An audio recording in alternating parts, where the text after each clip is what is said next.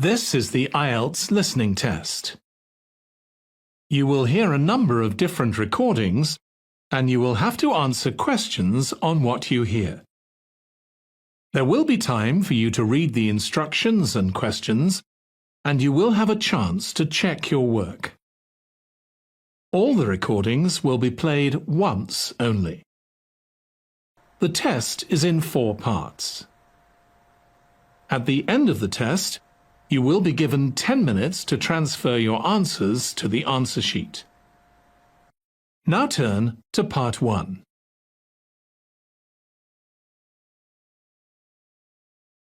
Part 1.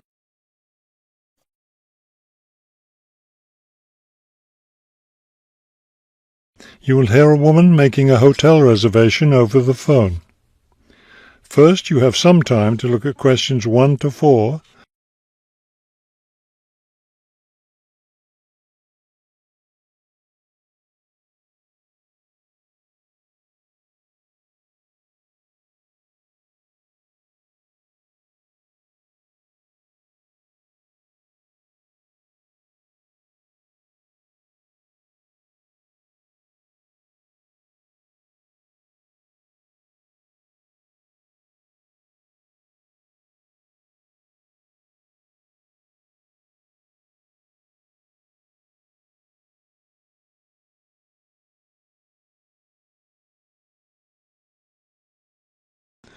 Now we shall begin. You should answer the questions as you listen, because you will not hear the recording a second time. Listen carefully and answer questions 1 to 4. Good afternoon, Grandview Hotel. Yes, hello. I'm planning to spend a few days in your city next week, and I'd like to, make a reservation. Of course. When did you want to stay here? Next week, Wednesday night and Thursday night. So that's February 13th and 14th. Yes, that's right. And how many guests will there be? Just me. So, do you have a room available? Yes, we do. I'll just need to take some of your information. May I have your name, please? Oh, right, yes. It's Roxanne Wilson. W-I-L-S-O-N. Thank you, Miss Wilson. And may I have your credit card number? It's 233-618-9872. 9872. Got it. All right, Miss Wilson. I have your reservation confirmed. Can I help you with anything else? Before you hear the rest of the conversation, you have some time to look at questions 5 to 10.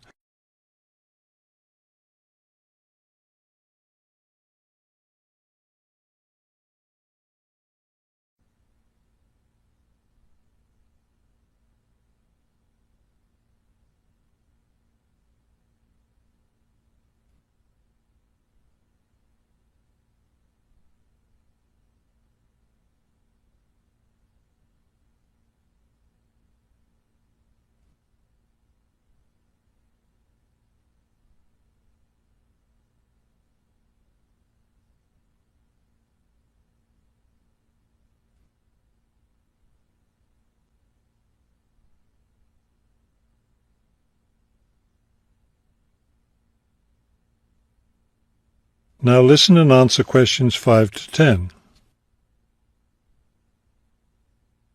Well, yes, I was wondering, since I'll have a couple of free hours Friday morning before I leave, is there anything interesting to see close to the hotel? Do you like museums? The art museum's very close by. I love museums, but not art. Can't stand it. I've heard your city has a very interesting science museum, though. Yes, but unfortunately it's closed in the winter. Are you interested in shopping? Sure, I love shopping. Are there any good stores nearby? Yes, we have a large shopping mall just 2 bus stops away. You take the bus to Monument Square, and it's just half a block from there. Just look for the post office, and you'll see the mall entrance next to it. Fabulous. What about lunch? I hear your city has good restaurants. Yes, there's a nice restaurant very near. It's just across the street from the park. Sounds good. I can have lunch, then walk in the park afterwards. I have one more question. What's the best way to get to the hotel from the airport? Subway is the fastest, of course. There are buses, but they're quite slow. I'll be arriving quite late, after 10 p.m. I thought I might have to take a taxi. The subway runs until midnight. Oh, good. Then I'll do that. Will there be someone at the hotel front desk that late? Oh, yes. The front desk stays open until 2.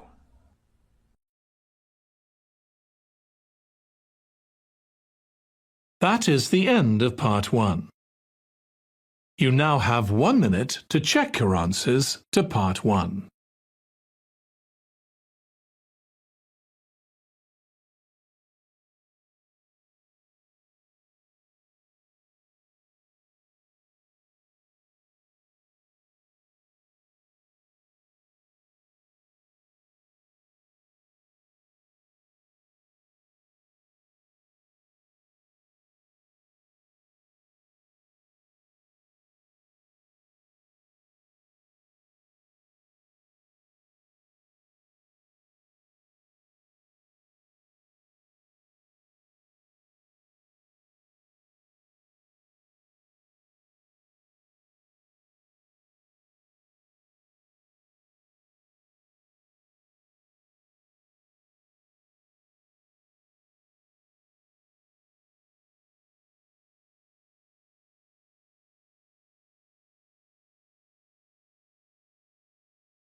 Part 2. You will hear a tour leader giving information about a bus tour. First, you have some time to look at questions 11 to 15.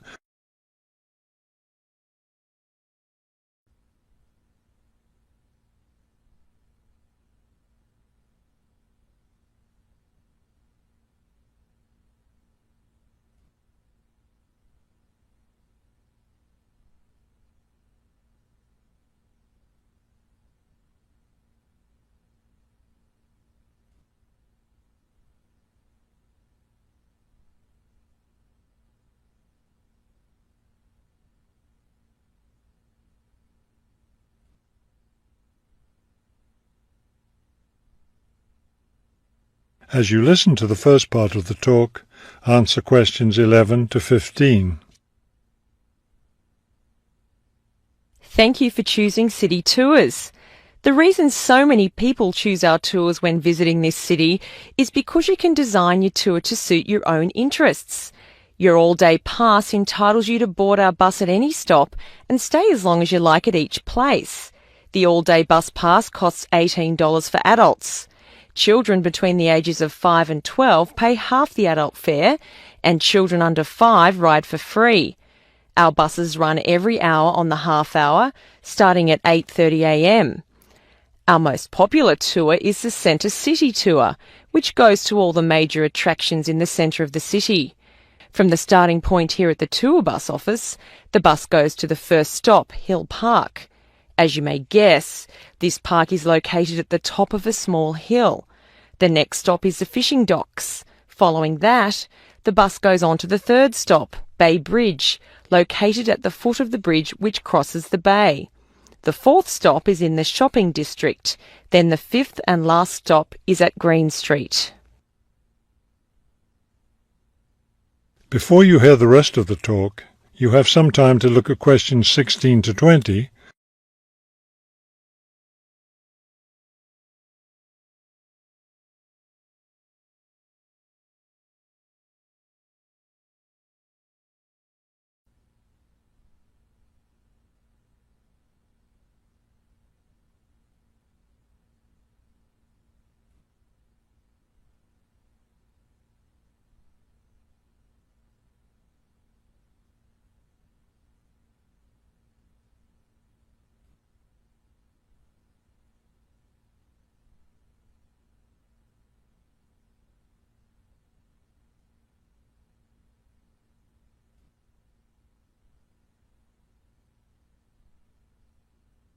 Now listen and answer questions 16 to 20. There are many interesting things to do and see on the Centre City tour.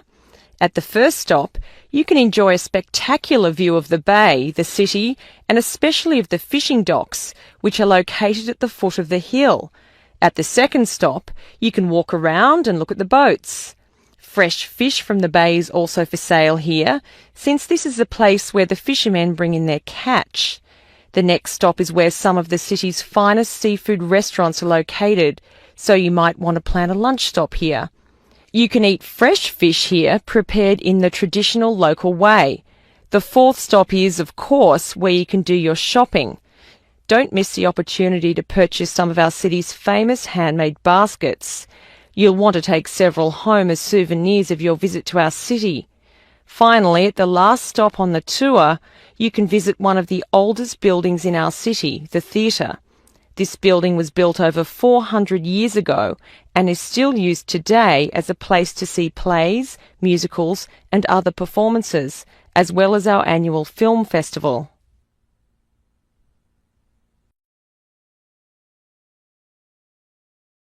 That is the end of Part 2.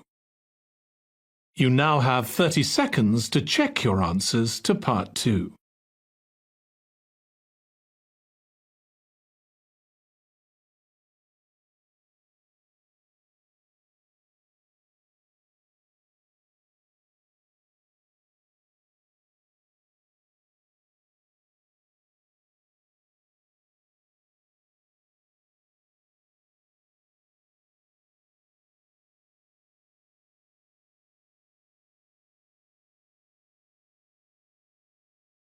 Part 3. You will hear a conversation between two students planning a research project. First, you have some time to look at questions 21 to 23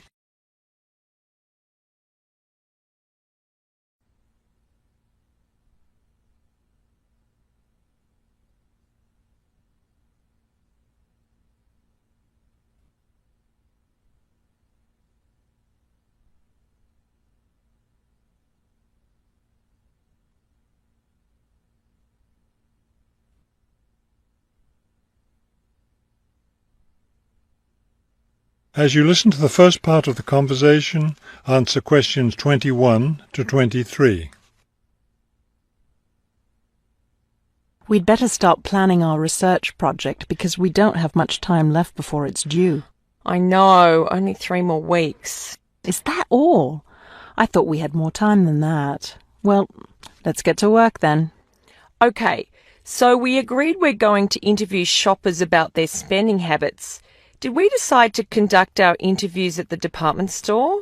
We haven't decided anything definitely yet, but I think the shopping mall would be a better place. We'd get more of a variety of shoppers there. Yes, that's a good point. So let's do that. How many interviews did the professor say we had to complete? She said at least 30. That sounds like a lot, doesn't it? Yes, but if we divide it up between the two of us, that's just 15 each. That's not so bad. Before you hear the rest of the conversation, you have some time to look at questions 24 to 30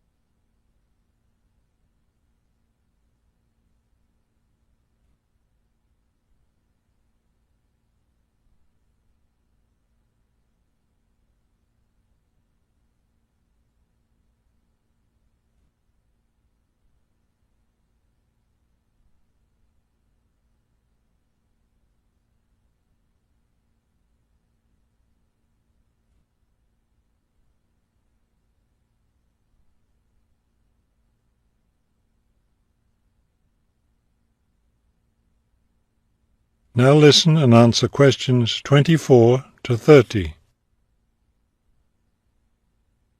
Okay, so I guess we'd better start designing our questionnaire. Well, we have to do some reading first, don't we? Didn't we say we were going to compare our results to the results of a government study? Right, the government study about how the economic crisis has changed people's spending habits. We want to see if we get similar results. Yes, so we'd better read that first and then design our questionnaire. Then I guess we'll be ready to go out and interview shoppers. No, don't you remember? The professor said she had to approve our questionnaire first before we actually conducted the interviews. Oh, right. So we'll get her approval and then conduct the interviews. I think a Saturday would be the best day for the interviews because everyone's out shopping then. Right. We'll do it on a Saturday then. And let's also plan to get together the next day to analyse the results. It's best to do that while everything's fresh in our minds, don't you think? Sure, that sounds like a good idea. Okay, so then we're going to have to present our results to the class. Do you have any ideas for that? It's an important part of our grade, so I think we should plan it well. Well, I think the obvious thing is to prepare some charts showing our results and how they compare with the government study. That will help make the information a lot clearer to the class. Right. Okay, so we'll draw up some charts of the results. And then that's it. All that will be left to do is give the class presentation. Do you think we can be ready on time? I sure hope so. Let's get started now. That is the end of part 3. You now have 30 seconds to check your answers to part 3.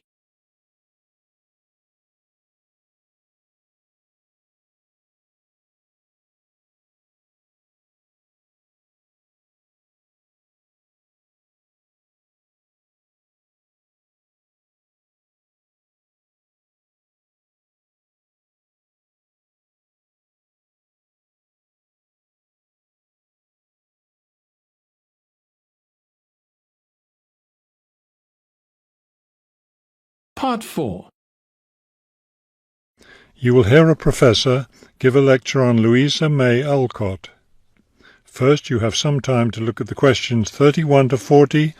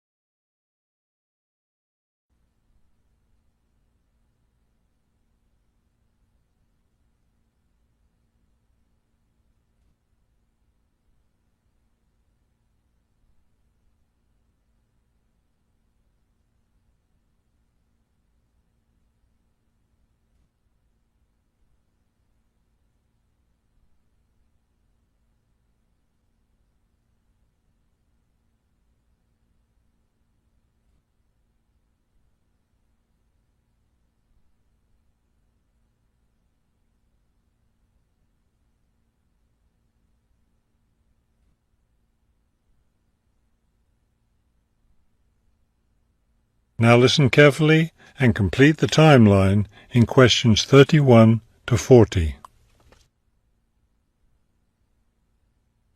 Good afternoon. Today I'd like to continue our discussion of the lives of prominent American writers by talking about Louisa May Alcott, one of the best-known 19th century writers. Alcott is known for her moralistic girls' novels, but she was a much more serious individual than those novels might lead one to believe. She was born in 1832, the daughter of Bronson Alcott, who was one of the founders of the Transcendentalist movement. Bronson Alcott was a philosopher, but not a provider, and the family lived close to poverty. From an early age, Louisa was determined to find a way to improve her family's economic situation. As a teenager, she worked to support her family by taking on a variety of low-paying jobs, including teacher, seamstress, and household servant. Alcott also started writing when she was young. She wrote her first novel when she was just 17 years old, although it wasn't published until many years after her death. It was called The Inheritance. In 1861, the Civil War broke out. Alcott worked as a volunteer, sewing uniforms and bandages for soldiers. The following year, she enlisted as an Army nurse. She spent the war years in Washington, nursing wounded soldiers at a military hospital. While working at the hospital, she wrote many letters to her family at home in Massachusetts. After the war, she turned the letters into a book, which was published under the title Hospital Sketches. She also wrote numerous romantic stories, which she sold to magazines. Around this same time, she was offered the opportunity to travel to Europe as the companion to an invalid. When she returned home from Europe in 1866, she found her family still in financial difficulty and in need of money, so she went back to writing. Her big break came in 1868, with the publication of her first novel for girls, Little Women. The novel achieved instant success, and the public wanted more. From then on, Alcott supported herself and her family by writing novels for girls. It wasn't the writing she had dreamed of doing, but it earned her a good income. Alcott took care of her family for the rest of her life. In 1878, her youngest sister May got married. A year later, May died after giving birth to a daughter. Louisa Alcott raised her sister's orphaned child. In 1882, Bronson Alcott suffered a stroke. Soon after that, Louisa Alcott set up a house for him, her niece, her sister Anna, and Anna's 2 sons in Boston. Her mother was no longer living by this time. Alcott was still writing novels for girls, including 2 sequels to Little Women, Little Men and Joe's Boys. The latter was published in 1886. Louisa Alcott had suffered poor health ever since she contracted typhoid fever while working as a war nurse. She died in March of 1888, at the age of 55. She was buried in Concord, Massachusetts.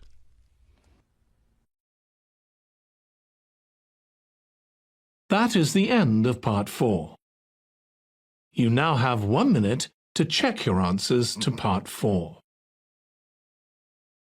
That is the end of the listening test. In the IELTS test, you would now have 10 minutes to transfer your answers to the answer sheet.